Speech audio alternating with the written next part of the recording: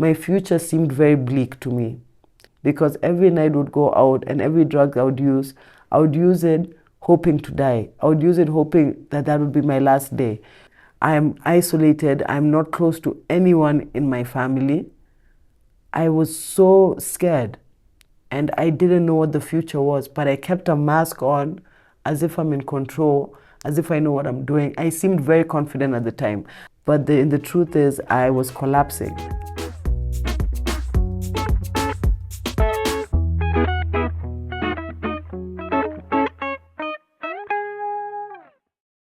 My name is Kimberly. I'm 35 years old. I'm a recovering heroin addict. I was born here in Kenya. I was raised in Mombasa, Nairobi, and also I studied in Nakuru for my high school. I went to South Africa for university, didn't complete though. Throughout this time, I was heavily addicted to drugs and hard drugs also. My drug addiction began when I was 12 years old. And I began with marijuana, and it slowly became more and more intense through experimentation until I got to heroin. This was due to a plethora of reasons. I'd gone through a lot of trauma in my childhood, and so I was seeking out something that was going to help me feel a bit better. And so when I was in South Africa, I lost my mother, and I came back to bury her here in Kenya, and I chose to stay. And I was seeking out higher education with the various universities that were here, but I never really completed, and I kept using the drugs. And so finally, it got to a point where my addiction to cocaine was very, very serious. But you can imagine, the more you use a certain drug, the more your tolerance goes up. So I wasn't really feeling the cocaine and the ecstasies and all of that anymore. I was seeking something more. I felt like I was not really satisfied. And so we had planned a trip to go to Diani, and this was in 2012. And it was me, my friends, a guy I was dating at the time. We were a group of about maybe 10 to 15 people, and we were traveling in 4 cars. And so that night, the night before the trip, we spent it at my boyfriend's house, myself and maybe 6 of our other friends. I was meant to travel in a car that belonged to one of our friends that was very close to, and we really got along. But that night, there was a last-minute change on the plans, and I was designated to travel in a friend's car. I'm just using the word friend, but they were not really my friend, somebody that we're really at odds with. And I believe that was the first sign of danger. That was the first sign of something is wrong. But I ignored it. I ignored my intuition and decided, let's just go. So the next day we woke up very early. We had already packed our bags. You know, my whole group of friends were all heading into serious addiction, meaning all of them were using some kind of drug, or let me say abusing some kind of chemical. We had alcoholics in the group. We had drug addicts in the group. We had sex addicts in the group. We had all kinds of addicted people. So it was a really toxic group of quote unquote friends. So we got into the vehicles, very dangerous, driving the 8 to 10 hour journey to Mombasa with the driver holding a bottle of Smirnoff and really chugging it, pieces of, I don't know whether to say pieces or cigarettes of marijuana being passed around in the car, somebody screaming, "Hot box the whip." So we put up all the windows and all the smoke is inside, and you know, the driver is trying his best to stay focused.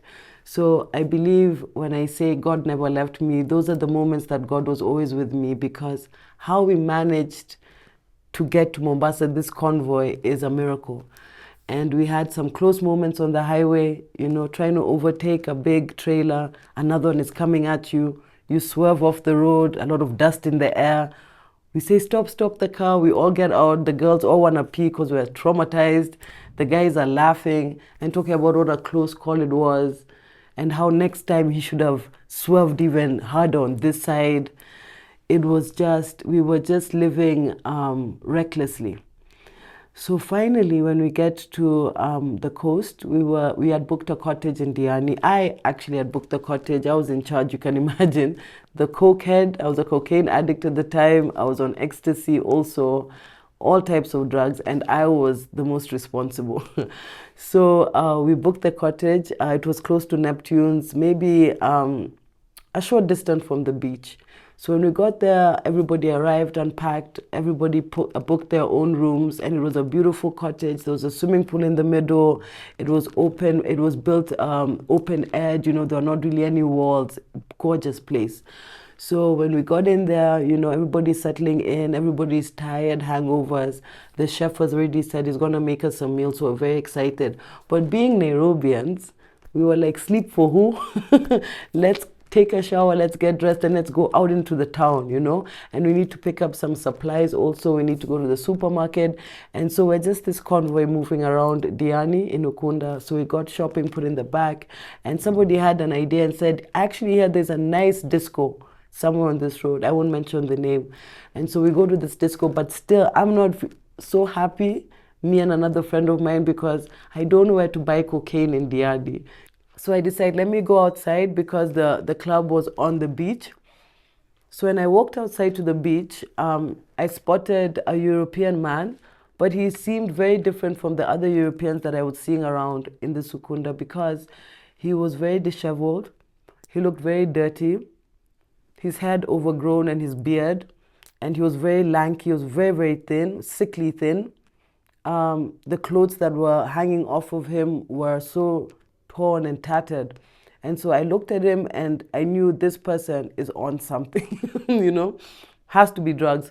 So I approached him, I introduced myself, and I propositioned him. I told him, hey, I have this amount of money and I'm looking for cocaine. Can you help me? If you do, I'll give you a bit extra, I'll pay you a bit extra. He was so excited. He told me, wait here, just wait right here on the beach. Yes, on the beach, wait here. How long will you take? Where are you going? I can't tell you I'm going. I'll be back as soon as I can. I have a motorbike outside, and I'll dash and get it and come back. I gave him the money. I gave him 5,000 bob and he was off. So I remember after 15 minutes, 20 minutes, I'm wondering, where is this person, Has he gone off with my money? My boyfriend came out to the beach and told me, hey, let's go back inside. We are now completely, really tired. It's about 10 o'clock at night. Everybody's saying we're going to go and crash. So I'm like, wait, I've sent somebody right now for what? For cocaine. How much did you give them? That person is not coming back. And as I was just saying this, he came back, the European. As he was approaching me on the beach, my boyfriend was irritated. He was asked, who the heck is this Kim? I was telling him, don't worry, I'm coming right now. You guys just wait for me. And so when he came over, what he handed me was not what I was used to. Cocaine is usually packaged in a plastic cylinder, very tiny plastic cylinder like a vial, or it's packaged in a black plastic bag. So when he handed me what he handed me, it was many, many sachets that were packaged. I don't know if you know cigarette boxes. They have this silver lining inside. Looks like metal, but it's not. It's like paper, but it has this silver shine. And so it was wrapped in those papers. And he gave me many sachets, maybe 20 to 30. I'm like, wait, what is this? He tells me cocaine. He was a Frenchman. I told him this isn't cocaine. When I opened it, it had a tinge of brown. It looked like burnt. It was burnt. So I told him, no, cocaine is pure white. What is this? So he tells me, he lies to me, and I didn't believe the lie. I just didn't want to care so much. He had told me that it was packaged between tea leaves, and so it got stained. And I was just, that's so ridiculous. But then he took it and he said, it's okay, use. So because I sniffed cocaine, I just opened the sachet and I sniffed it. And I remember feeling this rush and my heart beat and I felt like vomiting. And I'm told, I don't remember, apparently I collapsed for maybe 2 or 3 minutes on the beach. And the Frenchman didn't leave. He just stood there. And I think when my boyfriend had come to try and resuscitate me or wake me up, he kept telling him, she's going to be okay. She's going to be okay. It's her first hit. So when I woke up from whatever it was, I just felt so nice. I had this, it was like a warm hug and it was just a wonderful feeling. And so I had these 30 sachets, but I was so scared that I would not see this man again for tomorrow. So I told him, come back with us. I booked the cottage, I'm in charge. So my boyfriend was not happy about this, but he just agreed. And so we go back to the cottage, and the group of friends I'm with are all wondering, who the heck is this guy? So when he entered the cottage, he was strutting around, removed his shirt, dived into the pool. So everybody from Nairobi is looking, who is this ninja, And I'm telling her, shh, mind your business. So of course, in the group, people whispering, and they came to they figured out that this man is giving me some kind of drug. And so I remember the people I was with, all of them were asking me, give me a hit. So I remember I was protecting these people because I knew whatever I'm taking now is dangerous. It's not our usual games we play. And so I was refusing everyone. And so because I refused them, they got really upset, told me this man must go and whatever. So on the second day, I told him he must leave, but on the last day, you can come over and you can have lunch with us and you can swim, and then, yeah. On the last day, when he came over, we hang out. There was some issues at the cottage. The car was meant to go back with, I told you earlier, we don't really get along with that individual. And so we had woken up to find he had left us. So I'm in the cottage myself, my boyfriend, and one of my cousins, and the Frenchman. And so I'm trying to think, how am I going to get to Nairobi now? And I wanted more drugs, but now knowing that I've been left, I need to use more money to get back to Nairobi. So I can't spend this on the drugs. So what had happened was the Frenchman doesn't even know what's going on. He's just swimming. He's in paradise, It's only now in hindsight that I realized he was a full-blown, what they call a junkie, and he was most likely homeless, and he was most likely in problems. So coming to this cottage was just paradise. So I waited when the Frenchman had gone into the washroom, and I'd already told my boyfriend and everybody to be ready to go at any moment. I timed it so well that I had sent one of the workers in the cottage to get me a tuk-tuk, to wait outside the cottage. Immediately, the Frenchman was in the washroom. I went, he had a fanny pack. I opened the fanny pack. I grabbed all the drugs that were in there. My boyfriend, my cousin, rushed them to the tuk-tuk and said, let's go now. And so in hindsight, I feel so bad for him because he must have come out of the washroom. Nobody's in the cottage anymore. The workers are telling him to leave. Must have looked in his bag and no drugs. And so we are dashing back. I'm so happy. I already used like 4 sachets in the tuk-tuk. And what are we? Don't worry. As we're heading, we had put our bags at the back of the tuk-tuk.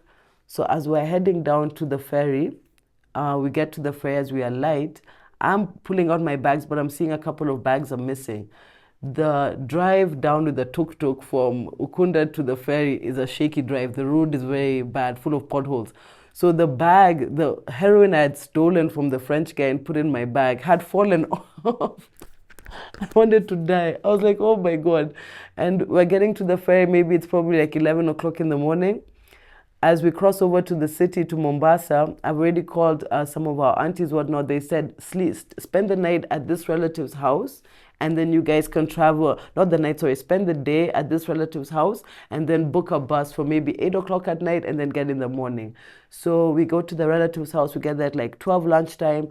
I'm just knowing that I'm going to be in Nairobi later on, maybe late in the morning at 4, because we're leaving that night, right? That's when I started feeling sick. Because it had been about maybe 4 hours since the last time I used. So at this relative's house, I was so dizzy, I couldn't stand up. I was like fainting. I had extremely serious diarrhea, and it was like water coming out of me. I felt my rib cage. It was like somebody was pulling at my rib cage. My muscles had locked. I couldn't focus. My eyesight was so blurry. I felt this burning sensation on my skin. I was teary-eyed. I felt like I was dying, to the point this relative was looking at me and telling me, instead of going to Nairobi tonight, can I take you to hospital? Can we go to hospital now? And they even looking at my boyfriend and saying, this person is really sick. They need to go to hospital. But in the back of my mind, I knew this is dope sickness. This is not me being literally sick. I kept saying, let's just go to Nairobi, let's just go to Nairobi, let's just go to Nairobi. I thought it was gonna go away after a few hours. I wasn't even planning to get to Nairobi and looking for this drug. I really wasn't. I knew that this is just a really bad hangover because I was using serious hard drugs. It's gonna be over when I get to Nairobi. It kept getting worse. When we booked the bus at 8 p.m., my boyfriend physically had to carry me into the bus. And the whole way to Nairobi, the 8-10 hours, I couldn't even sleep. I couldn't sit still. I was restless. I was feeling, it was just so bad. I was sweating so much. It was so uncomfortable. And when we get to Nairobi, I go to my boyfriend's house to spend the night there. And his mother was there, remember, who really liked me. And she was so worried when she saw me. She looked at me and said, what is going on? What happened in Mombasa? Can we go to the hospital? I kept refusing because I knew. And I was really scared that maybe they'll do a drug test and see what is in my system. So I kept saying, no, I'll be fine. The next day, I was still sick. It's about now 48 hours. This is when I knew this thing must be serious. So I got on the phone. I called a guy who usually brings me marijuana. And I phoned him and I explained to him what I'm feeling and what I used in Mombasa. And he laughed and he said, oh, ni kete unataka. I said, kete. I've never known heroin. I didn't even know there was heroin in Kenya or the street name. And so I was like, ni unge na kaivi ni kama like brown, like it's a bit brown. He said, yes. No uko mgonjwa. And he kept laughing and telling me, hey, you're sick right now. You're really sick. I said, yes, I am. He told me, send me 1,000 bob. That's when I realized the Frenchman, it was even a good thing I robbed him because he was robbing me the whole time. When I sent this guy 1,000 bob is when I realized this drug is like 150 bob. And this Frenchman was charging me God knows how much money, probably 400 bob for a sachet. So when he brought it, when finally this guy gets to the gate at my boyfriend's house, I run downstairs quickly. He gives me my sachets. The minute I used about 2 or 3 sachets, my body was back to normal. I was actually functioning better than even normal. I was happy. The cold sweats had gone, the muscle, everything in an instant. That's when I realized, oh no, this could be a problem. I now need this thing. I don't want it. I need it. And it happened so fast. It happened in 2-3 days. And so now it became getting money, sending it to this guy, him bringing it to me at the house. And that went on, and I really started isolating. I no longer wanted to go out partying on Electric Avenue. I just wanted to be left alone. Boyfriend, you guys go, me, I'm fine. I just want to be in the house with the heroin, cigarettes, and just doing my own thing. So I started to isolate. I didn't care about my physical appearance. I became hydrophobic, like most heroin addicts. We really don't like water showering because it's like it brings down the high. Antisocial completely. I abandoned any dreams I had, any goals I had, even the thought of going back to school and doing something didn't matter to me anymore. I didn't want to talk about anything else other than getting money for the drugs. I kept calling my parents and family members for more and more and more and more money. There was nothing that could satisfy this urge for this drug. And so finally, my family had to call me in. And so when they did, and they were taken aback about my physical appearance, I'm between 85, actually not even 85, 95 and 100 kgs, and I'm 6 foot tall. And when they had seen me after just 6 months, I probably weighed something like 60 kgs. And so all of them were completely, there's a serious problem here. It's no longer her usual marijuana or whatnot. There's something. And so one of my family members convinced me to try out rehab. And you know, when they were telling me about rehab, it was, you're just going in for detox. It's just 2 weeks. I had not had any information or known anything about rehabilitation. In Kenya, in South Africa, anywhere. It was never something that I had an interest in. Nobody in my family has ever gone to rehab. So it was this new concept, this idea that I'm not familiar with. The rehab conversation began with an auntie who had come from the coast and had seen me in one of my auntie's houses and said, this person needs rehab, and they contacted my parent. And so they were waiting for me to just agree.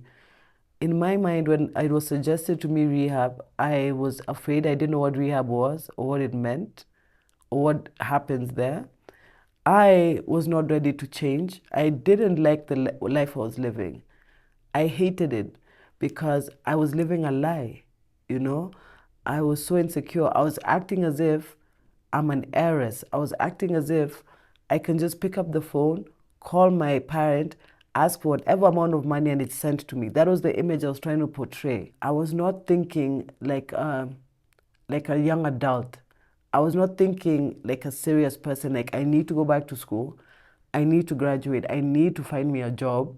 I need to start working, saving money, you know. My thoughts weren't like that because the group of people we were with, we were all trying to behave and act as if we belonged to the upper echelon where we don't work. And a lot of this was influenced with the media that we were consuming at the time.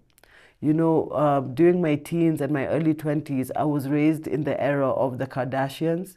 I was raised in the era of Sweet 16, where you go on MTV and a 16-year-old kid has been bought a Range Rover by their parent.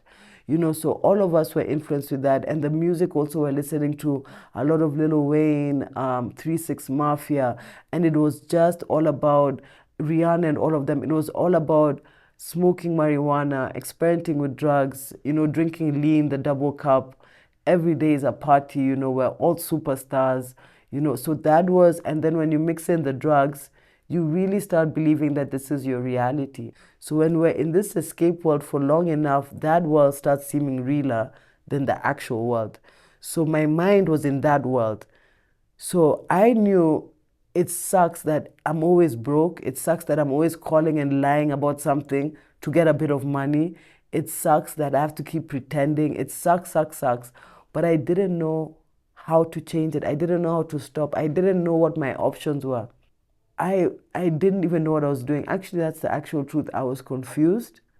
I didn't know I didn't even know if I wanted something or if it was possible to even change. And what did that change look like? And what did I have to do? And then what comes next? My future seemed very bleak to me. I would always, people would even wonder how I'm still alive today because every night would go out and every drug I would use it hoping to die. I would use it hoping that that would be my last day. Because when I looked into my future, I wasn't optimistic. I was very scared because it was very unstable. I've lost a parent. I'm not at home. I'm dating this person that definitely is not going to lead to any marriage. I'm now addicted to this drug that without it I'm sick. I need 3,000 bob a day. I don't work. This parent of mine is cutting me off financially. I am isolated. I'm not close to anyone in my family. I was so scared and I didn't know what the future was, but I kept a mask on as if I'm in control, as if I know what I'm doing. I seemed very confident at the time. Actually, many people who even visit my TikTok and I share stories, they are shocked because I really portrayed a very confident person, a person who really knows and understands themselves, and a person who has focus. There's somewhere I'm going or something I'm doing. But the truth is, I was collapsing. As any manipulator would do, I agreed to go because I want to appease this parent and I want things to go back to normal and I want my allowance back and I don't want so much wahala and I don't want so much focus and attention on me. And I also was happy with the idea because it seemed like I'll start on a clean slate. What my auntie kept telling me was, go to this rehab and then we'll know what to do. Go to this rehab. Nobody cares that you went to 60 universities and you didn't do anything. Nobody cares. Like, if you just go to this rehab, everything will be okay. You know, everything will be forgiven and then we will start over. You know, there was a lot of feeling of I'll be supported and people are there for me and I'm going to be guided and woo. And also, I really didn't have a choice in the matter. If you don't go to rehab, you're cut off. So what would I have done? So I agreed to go, and I was also under the the thought that I'll be there for 2 weeks, because all they kept repeating was detox for 2 weeks, 2 weeks, 2 weeks. So I thought rehab was 2 weeks long. At the time, I didn't know any person who had ever been to rehab. Even in this very crazy group of friends of mine, nobody had started going to rehab, you know? So I did go to the rehab. It was suggested it's to us. Upon arrival, I was shown to and I was still very scared to even admit that it was heroin I was using, because then I knew.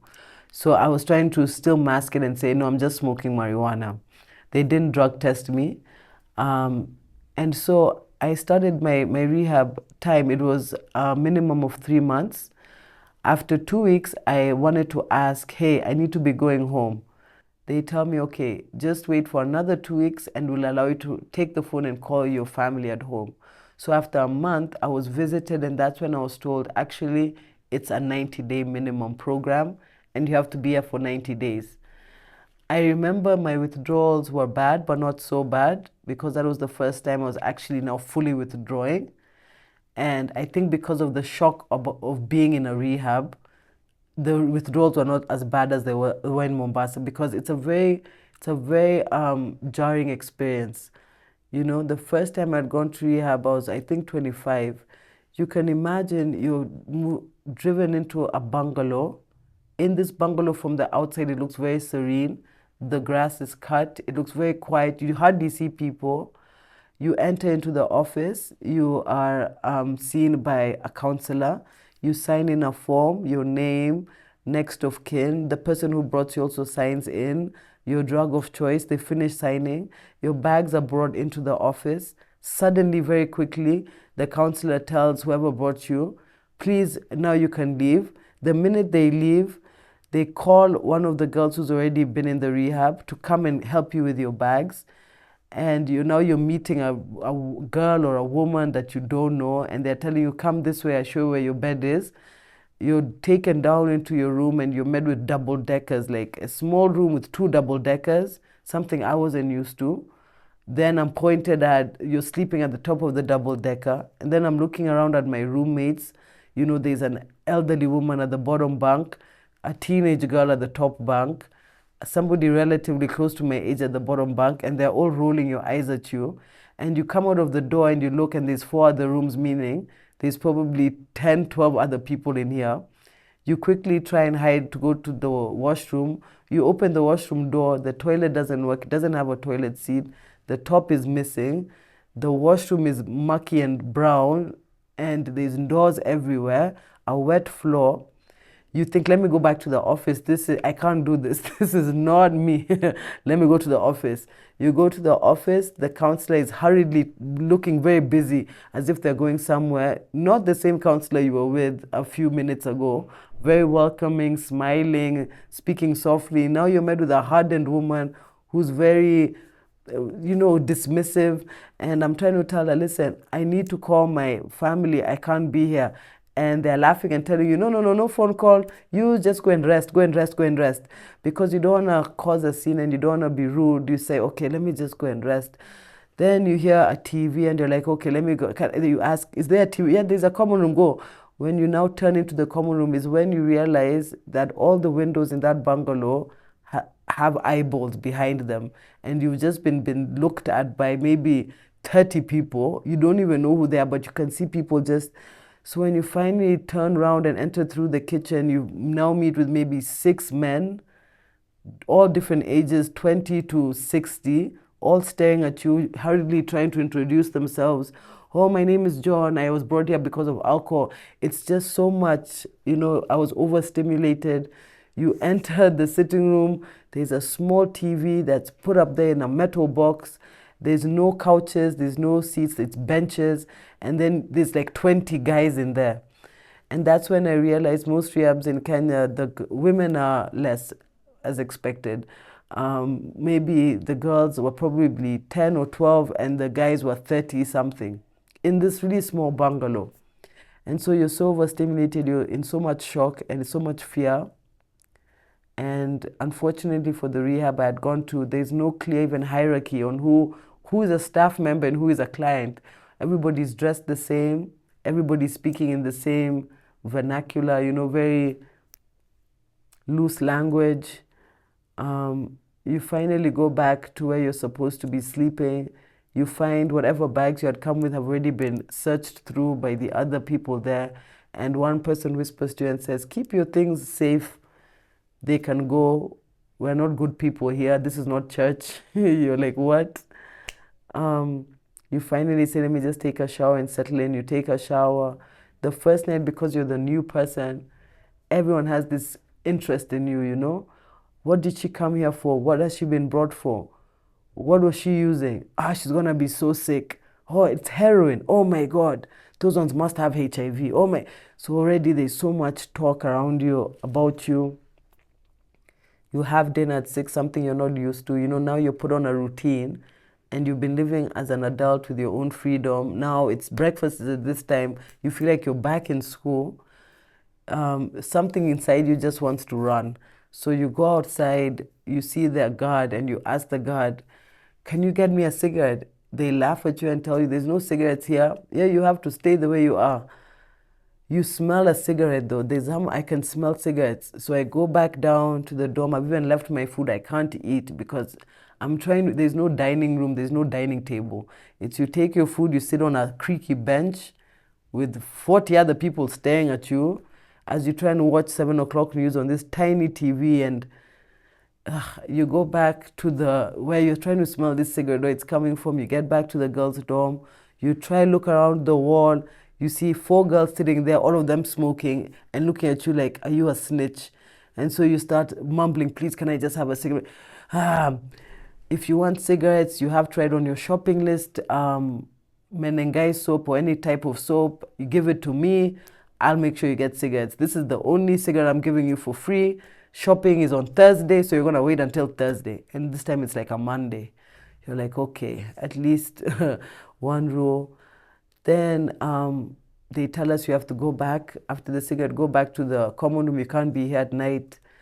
As you're going back alone, you're looking around the fence and calculating, I can really run away. I can leave.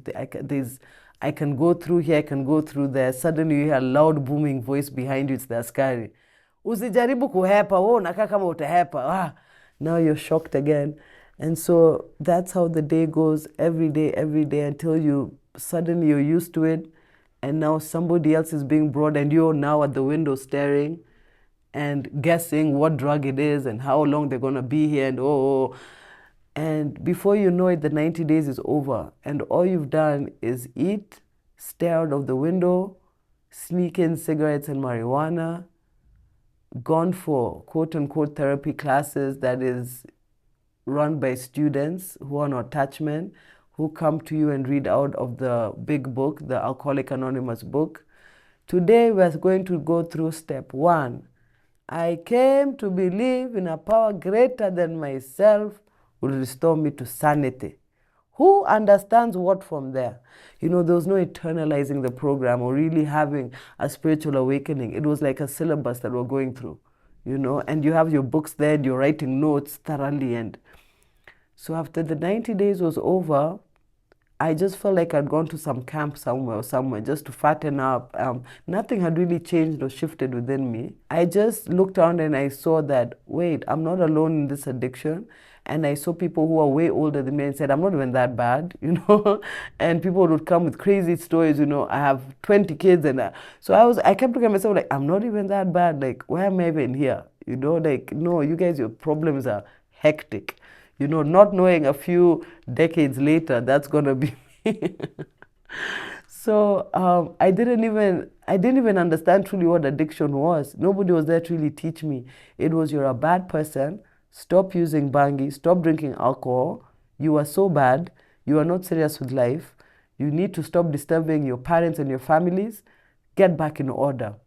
And I understand, I'm not even blaming, because now is when the research is really being done. Now is when really a lot of breakthroughs are happening in matters addiction and mental health. At the time, the people who are taking us through this program, you know, they only had this book of Alcoholics Anonymous. There was no other material, there was no other content, nothing. And you know, because they're taking your parents' money, they have to say what they're gonna give, you know, value for money. So a lot of them will just say grandiose things. She's going to be completely fine after these 3 months. She's going to be sober. Now just get her a job somewhere. Your kid is fine, you know. When the parents would call, she's doing very, very well. And, you know, when they come and visit, you're chunky, you know, your skin has come back, your color has come back, your eyes are bright. So because physically you're getting better, families imagine mentally, inwardly, you're good as well.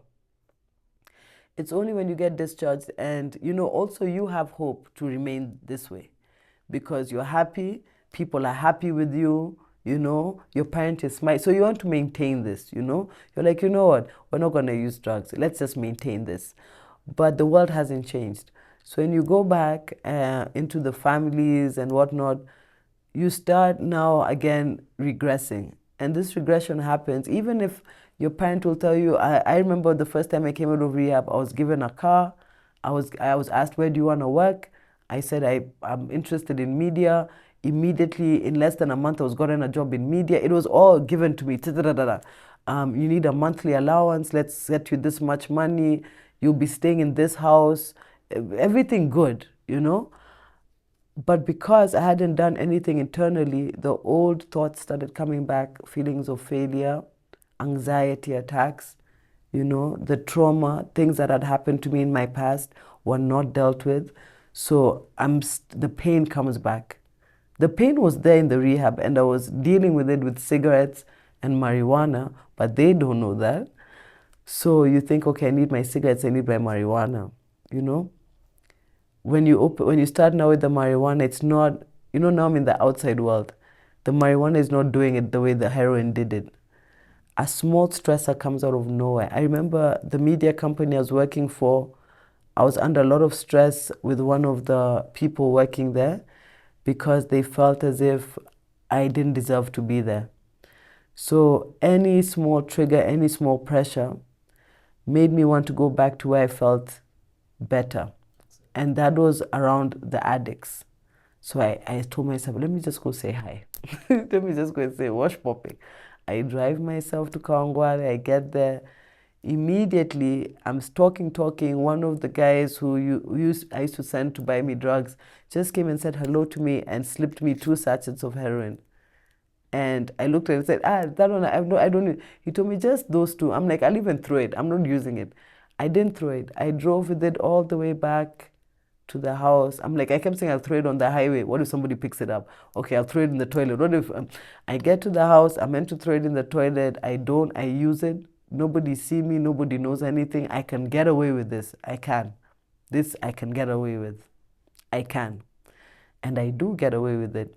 And so I tell myself, I felt so good yesterday. I finally slept. I didn't have any insomnia, no intrusive thoughts. I went to the office the next day. You know what, let's do it one more time. So I go, I buy, get away with it. Third day, do it, get away with it. Now, I'm waking up with a bit of withdrawals. I don't want withdrawals. I have plans for the day. I'm meant to be in the office. Let me just go and buy so we can get through this day because we have a serious meeting and I can't be, okay. Now the next day, oh my God. And then I'm ignoring, I don't want to face the fact that I'm relapsing and I have withdrawals. So you just keep thinking you're getting away with it. Now you're not even showing up to the office. Now you even resigned that job at the office. Now you leave the house to spend all day at the drug den, coming back at night. Where have you been? I was with my friends. Which friends? You know you're starting to change again. I told you to buy this thing. I don't have money. How do you not have money? I sent you shopping money. You are meant to have so much change left. What did you do with the change? I bought shoes. Where are the shoes? You know, now the lies, and then now it's more pressure. It's tension now in the home. And now that pressure is pressing me down. And so I need to find a way to feel better, which is more and more drugs. Before you know it, you're in full-blown relapse. Everybody knows. And now everybody's sitting around and saying, well, if rehab didn't help, what do we do? Call the rehab people. Oh, people relapse, you know. She was not very serious, to be honest with you, when she was here. The best, maybe 6 months. 6 months I know. Again, you're shipped to rehab. I've gone there 4 times and I've run away twice. Because and the last 2 times, I had all the willpower to change. I was fed up. I was now in my late 20s, early 30s. I was fed up. but I was not met with a program, or I was not met with serious professionals who really are there to assist in somebody's treatment. I was met with people who are trying to make money.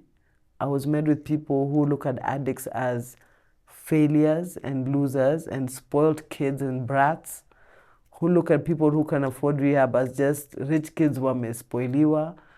Some even say the curse of the father. People who get money in this country, they're thieves, let me tell you. They use even Illuminati, witchcraft. That is why their children are like that.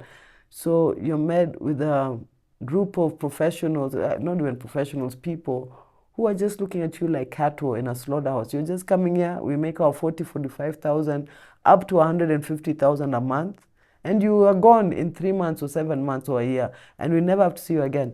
And if you relapse, it's not our fault. That child of yours was not serious.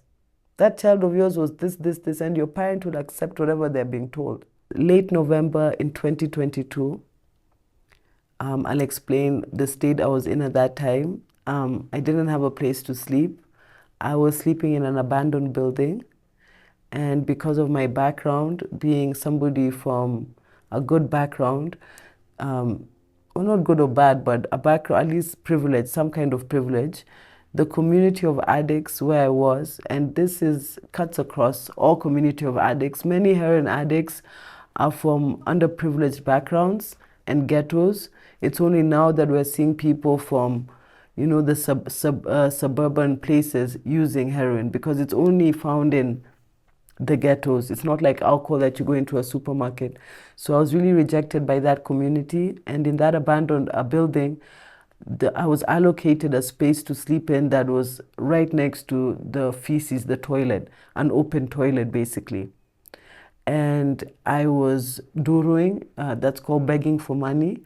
I would wake up in the morning, I would sleep with a bit of money to remove what we call a rosto. A rosto is withdrawals.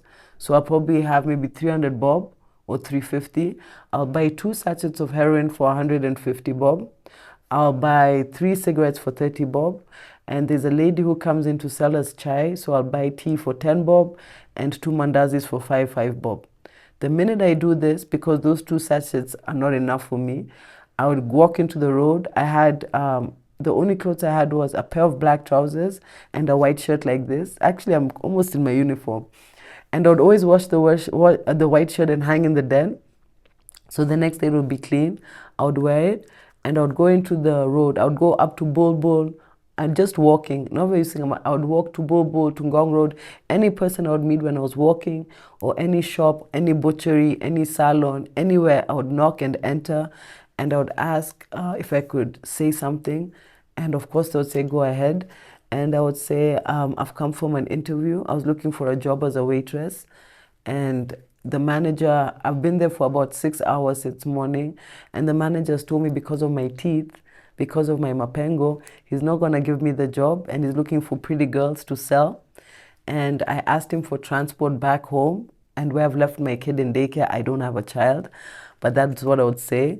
And the guy would tell me that because the morning I got there to do the interview, I had breakfast in the kitchen, I drank tea and bread, that was all they're going to give me.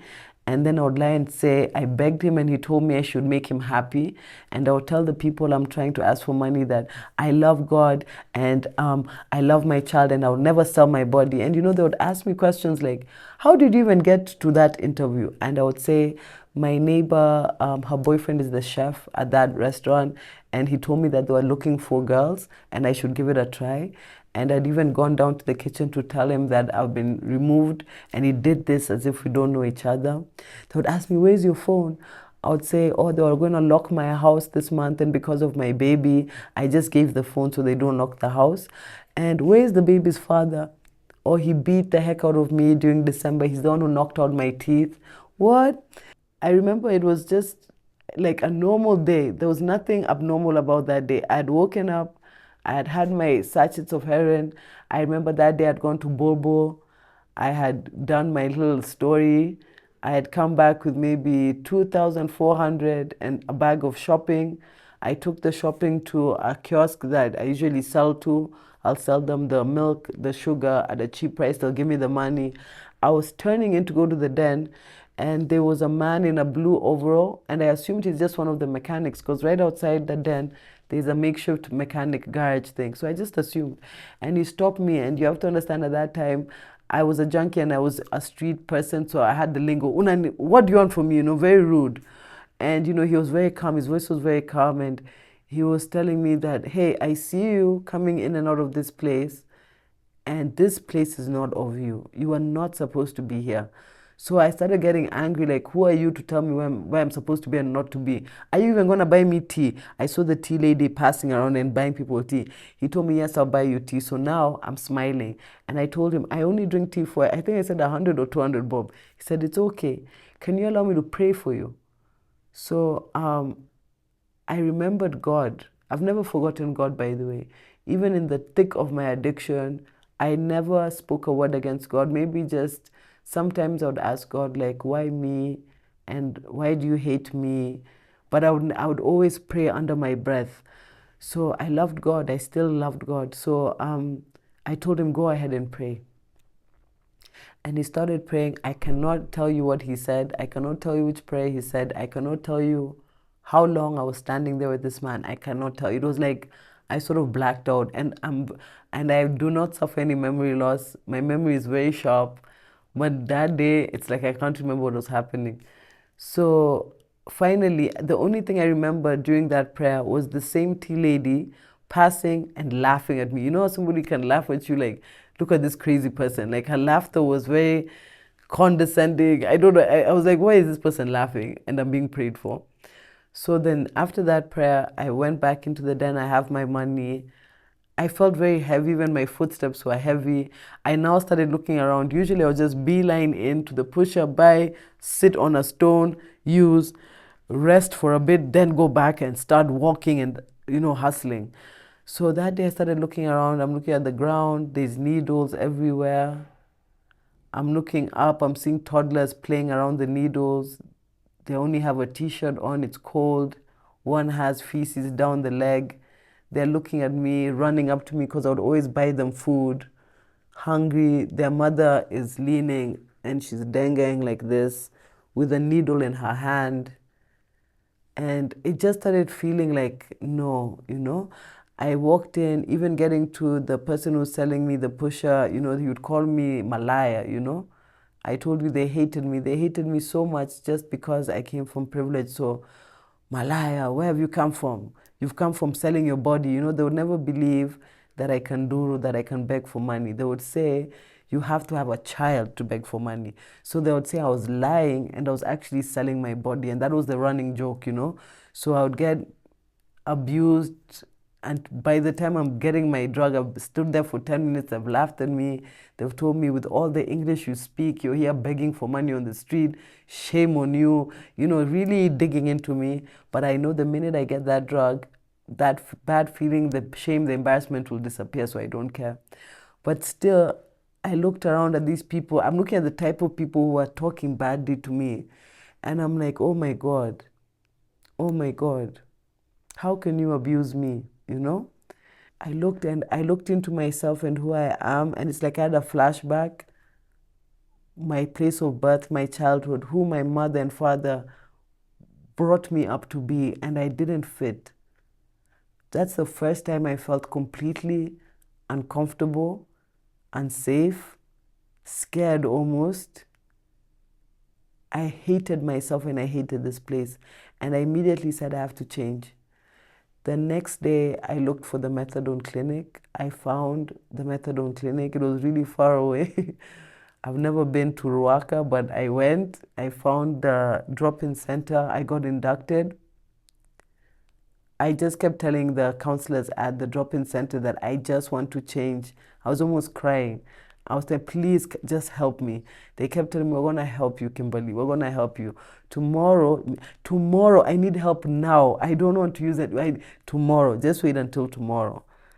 So I got inducted. I went back home that day, home to my gunia. The next day, I woke up, I went to the methadone clinic, and the enemy has always been trying to stop me. Getting to the clinic, my file was missing. I almost gave up. After 20 minutes, 30 minutes of looking for the file, I said, I'm done. You know what? Even the universe is against me. But there was a peer educator who told me, please just give me 1 minute. And they found my file, and I went through the process of getting inducted. And when I was finally given this medication, and I took this medication, I actually cried. I went and I shook the hands of all the doctors in the clinic, and I told them, you have no idea what you've done for me. You've saved me. You have absolutely saved my life. And from that moment on, I never looked back. I just started slowly. I would ask for money. It was really fast. So after I would take medication, I would go asking for money until I would get enough money to get back to the drug den area. After 1 month, I took the 6,000. I looked for a house. I paid for the house. I would just sleep on a bunch of gunias. I just only had the black trousers and the white shirt. Because of going to this clinic, which is clean, and I would meet other people who have been in recovery, who I even knew from the streets, they would give me so much. They would encourage me so much. I'd be like, oh my God, it's you. You've changed so much. And they would tell me, yes, Kim, even you can change. So I felt so safe at the clinic. I remember I would go and sit there and not want to leave.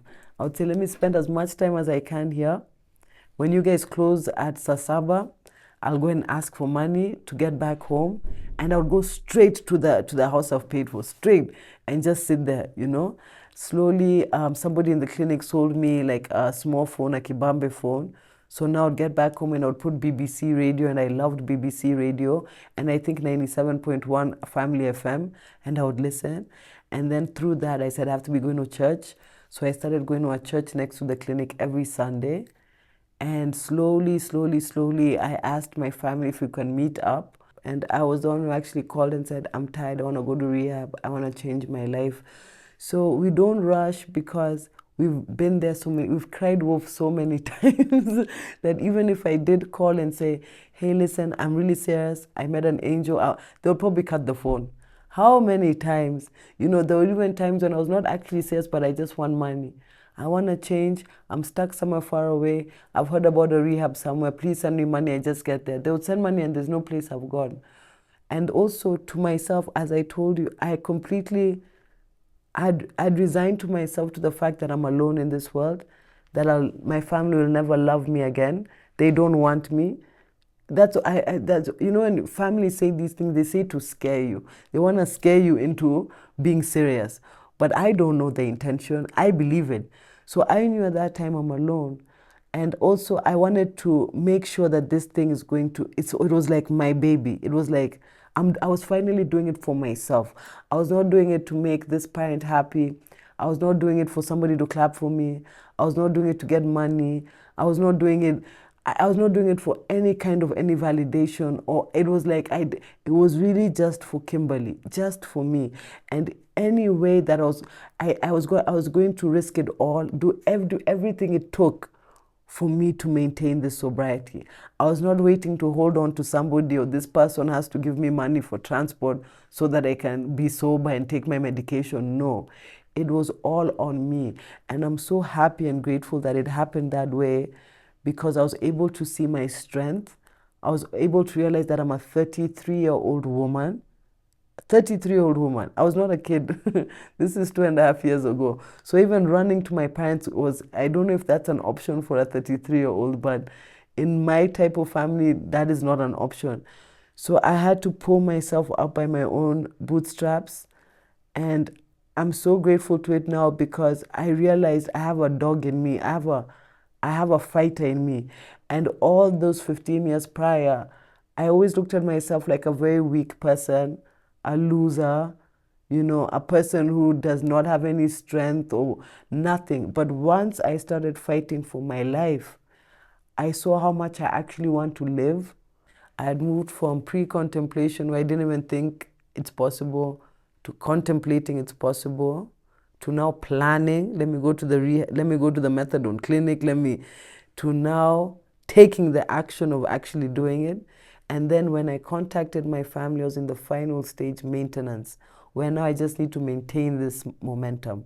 And the best way to maintain it, hey, can I go back to school so that I can maintain this momentum in the long term and be self-reliant? Can I get a safer place to live so that I'm not stressed about security and addicts coming to disturb me? So I was just, I reached out during the maintenance stage. And I really hope many addicts can take the same road. One of my dreams is to start a halfway house. When a person goes into rehab, they shouldn't go home immediately, I think, because the family has gone through this addiction too. A lot of family members still harbor anger. They really want to remind you, do you remember what you stole my car, you know, and they do it not because they don't love you, because they're humans too, you know. It would be so good if a person is taken to rehab and then taken to a halfway house for them to go through that process. I remember in rehab they did have family therapy sessions, but most families, that's not my problem. That person is a grown up. Me, I'm busy. I'm not going to. They don't understand that they are also suffering, that that addiction has really affected them and the whole family unit. You know, we talk about roles in a family. There's the enabler, there's the hero child, there's the scapegoat, there's the mascot. So what those roles mean is, for example, let's say me being the addict in my family. My role is the daughter. I'm the daughter, right? There's somebody who's going to be my enabler. And it's usually the mother who's trying to protect, like, I'm coming home drunk, passed out, they are hiding it from the father, you know, I call him arrested, the mother is there quickly removing somebody. So the mother starts focusing so much on this child, ignoring these other children, and even the husband. Then there's the mascot, you know, the kid who tries to act like, the hero child, the one who wants to be an overachiever and act like everything is okay because he's so ashamed and he has so much guilt over his family, you know, about the addict that's there, you know. So they do that to mask what's happening at home.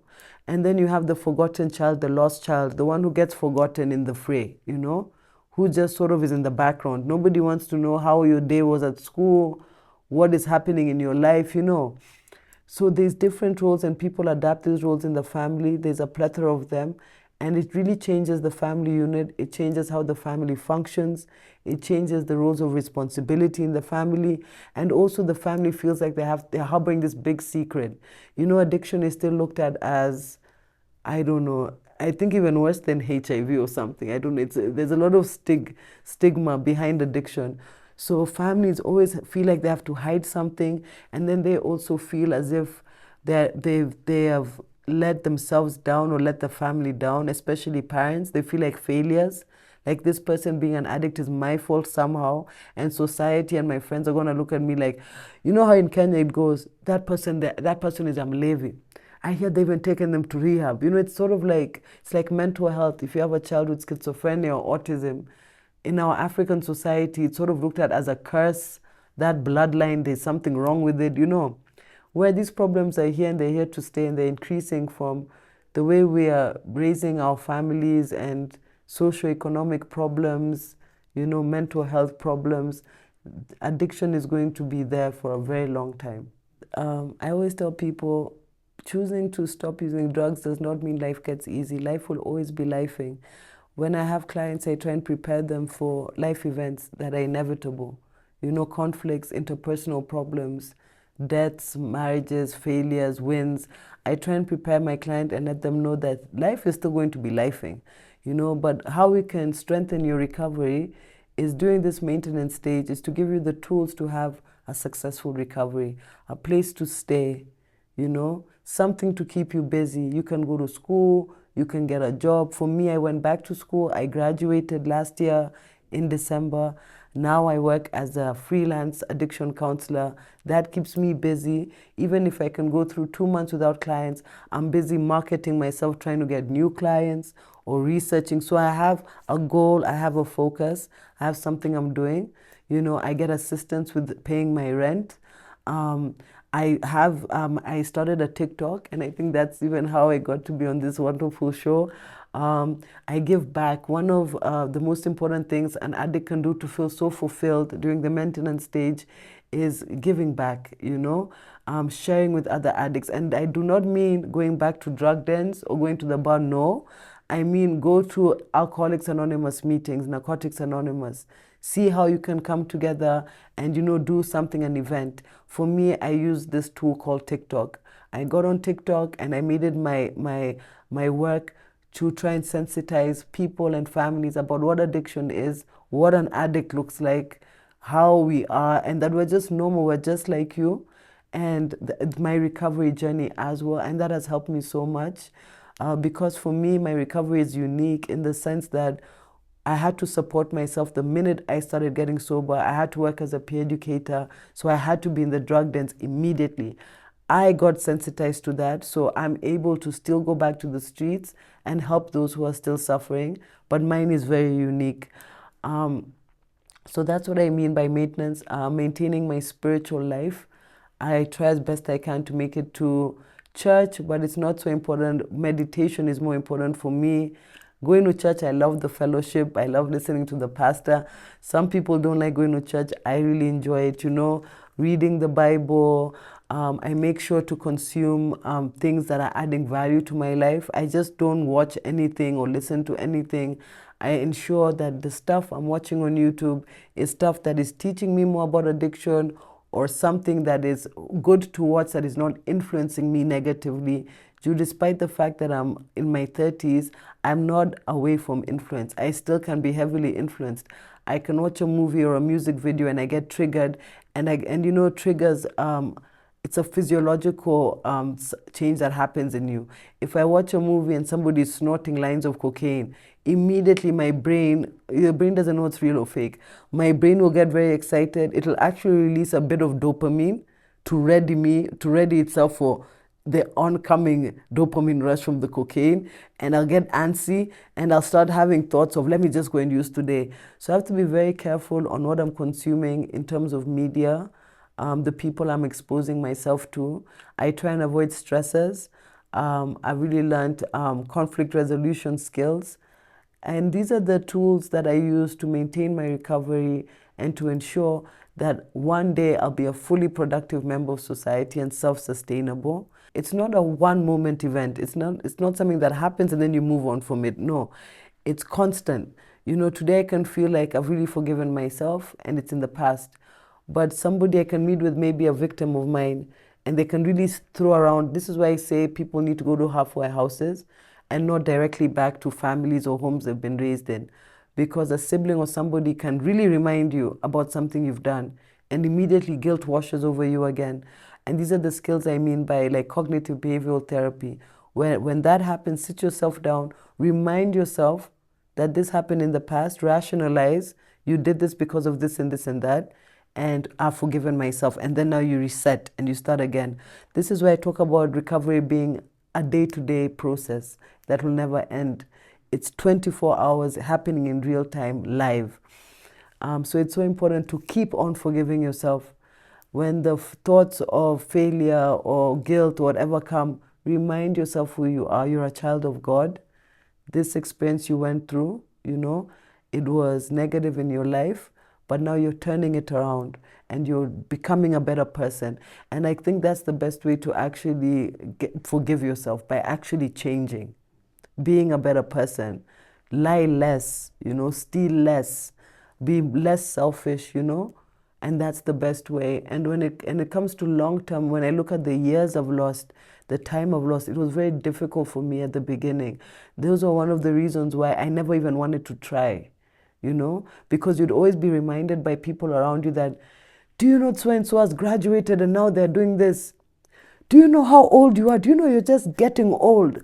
So this constant, all these voices telling you that, and also yourself, especially for me being a woman, for us women, we are put, I don't know, it's like we have an expiry date, When you're over 30 and you're not married, no kids, no career, you're done for, Whereas men, they're given more grace. A man at 35, you're just starting your life now, you'll get married.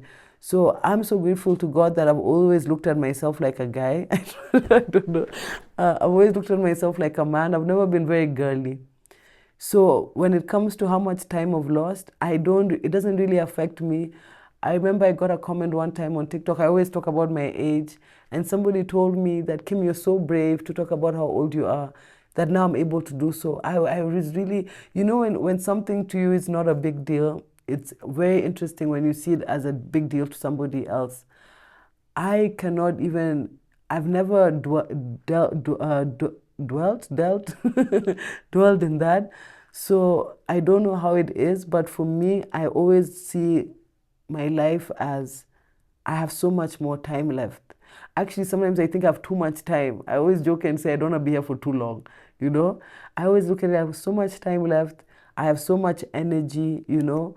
And these years, I don't look at them as a loss anymore. I think that's what also helped. I looked at them as work experience. I feel like I was in some kind of university to prepare me for what I'm doing now and what I plan to do. Without that experience, I would not be the counselor I am today. I would not be able to help as many people as I do. I remember the craziest thing, and I must just start by saying allegedly, because I don't know smoke, was traveling with drugs. I think I even mentioned earlier, but it happened by mistake. I was flying back into the country, and I had completely forgotten that I had drugs on me. And I realized when I'm already 2 hours into the flight, and it was so bad. But by the grace of God, I was able to get out of the airport with no problems at all. There was another time also I was in the coast and I had convinced myself that now I'm also a dealer and I was selling ecstasy and whatnot in the third. And I was out there and I was selling pills to people. So then one day oh, this is so bad. One day one of my cousins had phoned me and told me, I want some and I'm in Nakuru. So I got my boyfriend, got into a car, I said, we're now going to Nakuru and we're international, we're doing this thing. And we get to the school and we sold it to him. And so he's like, I want more. So I decided, now I'm not going to drive all the way to Nakuru. I'm going to put it in a package, right? So I put it in a package. I write this to you, it's Ritalin. I don't know which medication. I sent to the school. So for some reason, and this is a school that I'd already been at. This cousin had gone to the same school I was in high school. So you can imagine in the office, they're seeing the sender's name. They're like, Kimberly? What? Kimberly? So they open the package and they find pills of ecstasy. It was so bad. And so my cousin was called into the office. And who sent these things? My whole name is there. Then now the family, the rumor has spread, that girl is going to get all your kids into drugs. She's destroying the family. It was so bad. It was so bad. But I thank God right now that my auntie and everybody has forgiven me. Crazy times. Obviously, the driving at high speeds, I was a driver. I had 2 cars. My first car got into a really bad accident. Let me not talk about the accident because my parents were hurt. But there was one night I was in a club with a friend of mine. I'd popped so much ecstasy. I couldn't even see straight. And so I tell him to drive for me, and because he lives in Lavington also. On our drive there, I just kept feeling bumps, but for like a tick tick sound, a tick tick, like from far away, because my mind was in this ecstasy and I was in another world. So we finally get outside his house. He wakes me up. He's like, Kim, come and drive. I'm home. You get home now. So as I'm driving to the house also, I can still hear this tick tick sound, but I'm not thinking anything of it. I park the car, run upstairs quickly. It's like 6 in the morning, get into bed. 2 hours later, my Luo mother is screaming, Chalema, come here. I'm like, no, what the heck? I go downstairs. I'm like, where's this woman? Outside, Chalemo. I go outside. She's standing in front of my car. I'm like, now what is that? Agwan? Look under that car, you fool. What happened? I look down. The exhaust is hanging. I was like, oh my Lord Jesus. So that tick tick sound was us dragging the exhaust the whole way. And I was so high and he was so drunk. I didn't know what was happening. Crazy times. I'm telling you, drugs are just insane.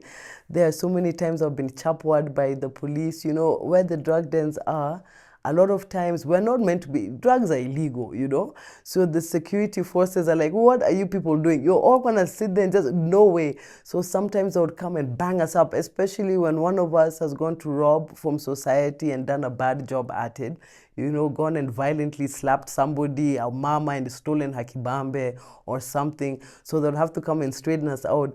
So a lot of the times I was always pushed to the back, or I don't know, I just have bad luck. I'm always at the back and I would get my head bashed. It was just bad.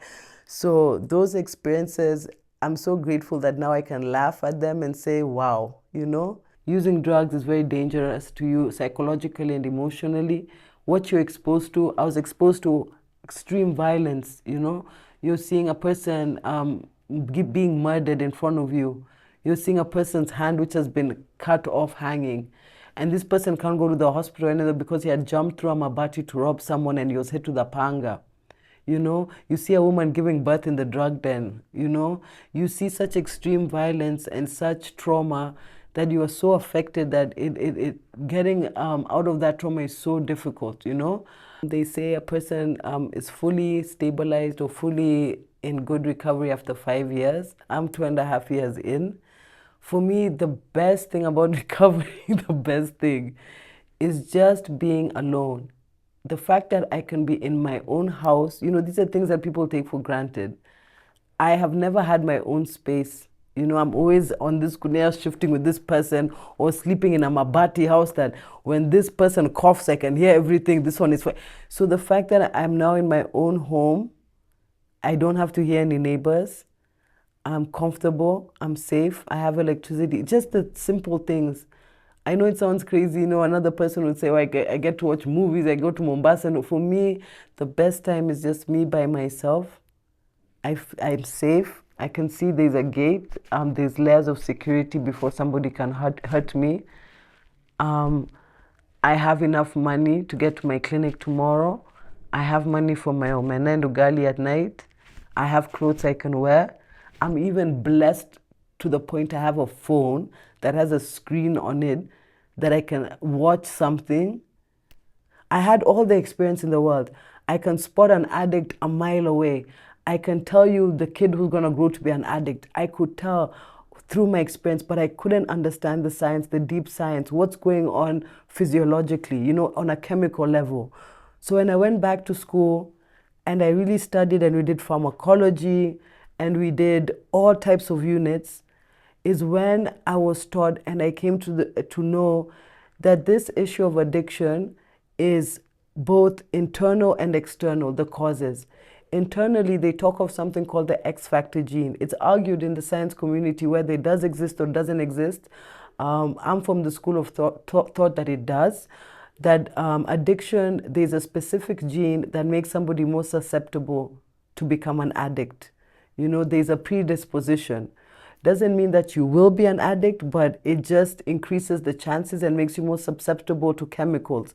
A lot of people are also born with low dopamine levels in the brain. And so when they're exposed to a dopamine injection, basically, they become hooked to it because genetically or physiologically, they already have low levels. So I understood that bit. And I looked back into my family history, as many Kenyans can look into and see there's a pattern, right? But then I still wanted to know more. I'm like, okay, predisposition, yes, but that can't be the only reason. Then we were taught about the external contributing factors. This is trauma, you know, and trauma could be anything from being raised in poverty. That's continued trauma. That's a day-to-day trauma. It could be an eventful trauma where sexual assault happens to you. Maybe you were overbeaten as a kid. So there's different kinds of trauma, right? And so I started to understand myself more. Once I looked at this genetic reason and the external reason, I was like, oh my God, I think I have both, you know? And so I understood, okay, so this whole addiction, me using heroin, cocaine, and all these drugs, has really just been an effort on my part to solve a problem. I've really been in so much pain because of this trauma, and I'm susceptible, I'm predisposed to being an addict, meaning wanting something over and over again and repeating that cycle, you know, becoming an addicted person. I have an addictive personality, as they would say. So when I found the solution to my problem, my temporary solution, not long-term, long-term is recovery, this temporary painkiller, this bandage, you know, in recovery, we open the wound, we clean the wound everywhere, and we shone it and you heal. With addiction, you're just putting a bandage over this festering wound. This bandage falls off, you put another one. So when I found my bandage, and with this predisposition, I kept buying new bandages, now putting heroin. So now I understood that addiction is not really the chemical or the behavior. It's not really, I have a sex addiction, a food addiction, or I drink alcohol. That's really not the problem. The problem is the reason why. Why are you trying to solve this problem? What is that problem? Why are you in pain, you know? And that's why a person like me has a job, and I went back to study. Because now when you bring your loved one to my office and we sit down, and this person is drinking too much, this person is doing this, I will have to sit down with the person and slowly talk through why this person is doing what they're doing. And usually the problem lies in the childhood. There's always some kind of event, some kind of trauma that has occurred. I know with many addicts that I talk to on the streets and everywhere, it's usually in women sexual assault, with men too, sexual assault. And then we have the added issues that come along with that. The low self-esteem. You know, a person who's been sexually assaulted looks into the future, it's bleak. There's no hope, you know. So now feelings of failure added to it, because everything you try, you don't put so much effort, you fail. Now failure is tied into it. But there's always that core reason. There's always that thing that started this domino effect. So after understanding that and understanding the science, I got empowered through education, getting my certification in addiction counseling. I was now empowered professionally to help others like myself. And that's what I strive to do so much. With me, when I tried to define what my issue is, definitely the sexual assault that occurred. That started off all the other problems, you know. When that happened to me, I had no hope. I was hopeless. I hated myself. I hated my body. I didn't see myself as all the other girls or my sisters. I saw myself as scarred or changed or somehow, you know, dirty, you know. So that affected me throughout my whole life. It had a ripple effect. And so it was only when I faced this sexual assault, was able to talk about it. This is such good therapy for me, by the way, thank you.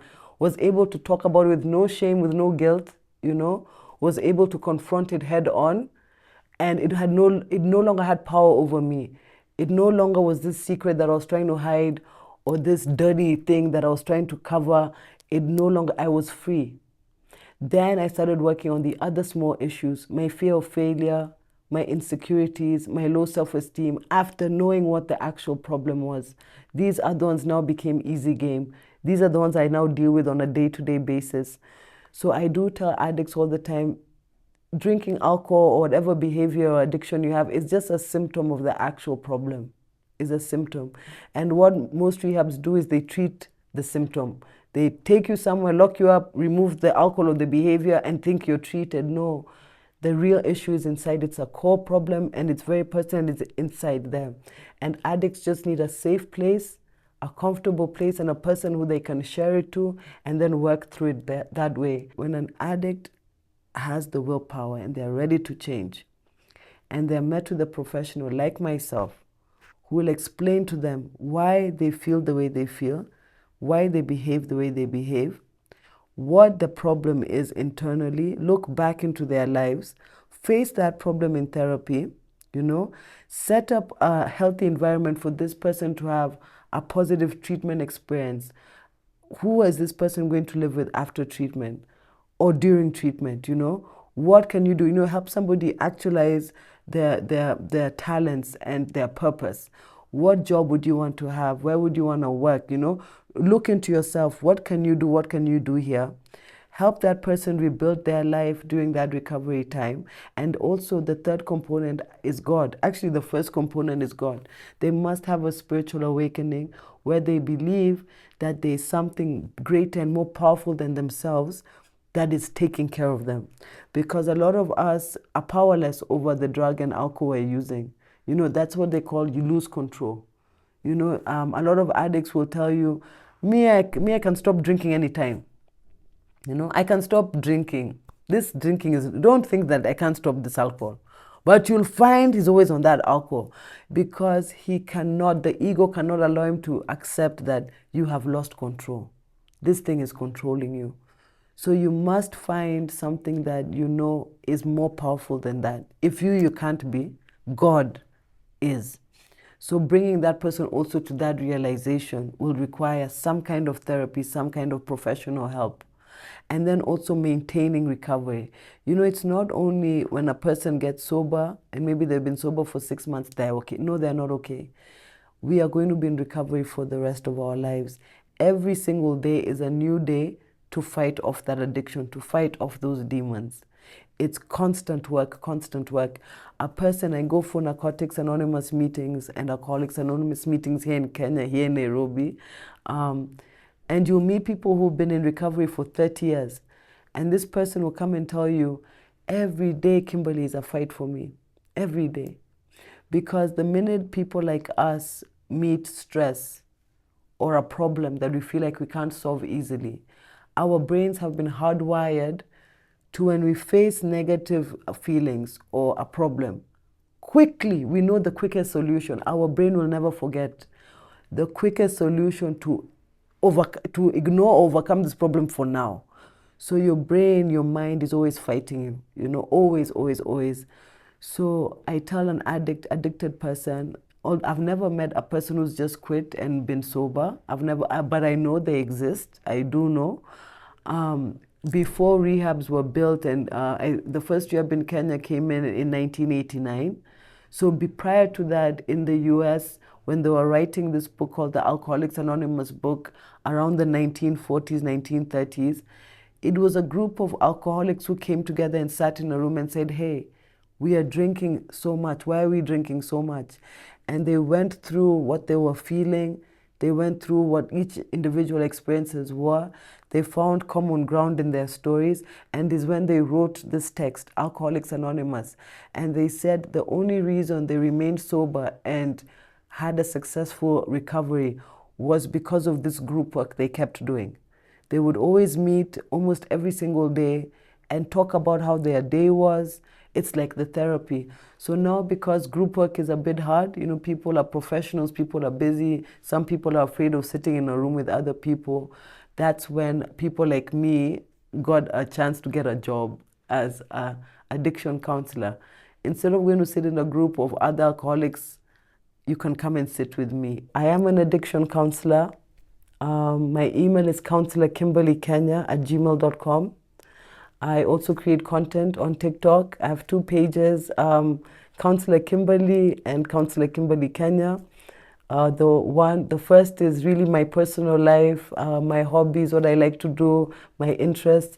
And the second, I really just speak on matters addiction and topics and content that tie in with that.